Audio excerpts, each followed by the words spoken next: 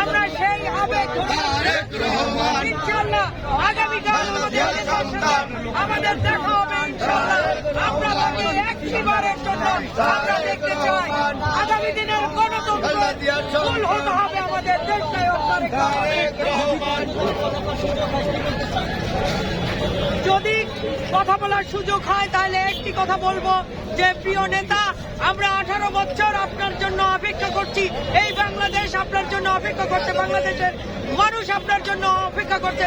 যে গণতন্ত্রের জন্য আমরা 17 বছর যুদ্ধ করেছি আওয়ামী লীগের বিরুদ্ধে, সেই গণতন্ত্র যেন আমাদের নেতার হাতে আগামী দিনের গণতন্ত্র বাস্তবায়িত হয় এবং এই মানুষের যে আশা আকাঙ্ক্ষা ছিল ভোট, সেই ভোট আগামী 12ই ফেব্রুয়ারি হবে ইনশাআল্লাহ। সেই ভোটের মাধ্যমে আগামী দিনে একটি জবাবদিহিমূলক গণতন্ত্রের একটি সরকার গঠিত হবে ইনশাআল্লাহ।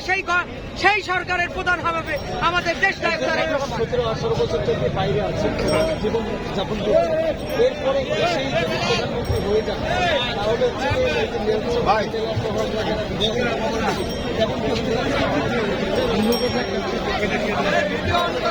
তিনি হতে পারবেন, কারণ এই 18 বছর তিনি আমাদের নেতৃত্ব দিয়ে এই বাংলাদেশের জাতীয়তাবাদী দলকে আজকে এখানে নিয়ে আসছে আমাদের দেশনায়ক তারেক রহমান। অবশ্যই তিনি পারবেন এবং এই দলকে আজকে যেই জায়গায় পৌঁছেছেন তার সবকিছু কৃতিত্ব আমাদের দেশনায়ক তারেক রহমান। অবশ্যই তিনি বাংলাদেশের ন্যানসেল ম্যান্ডেলা।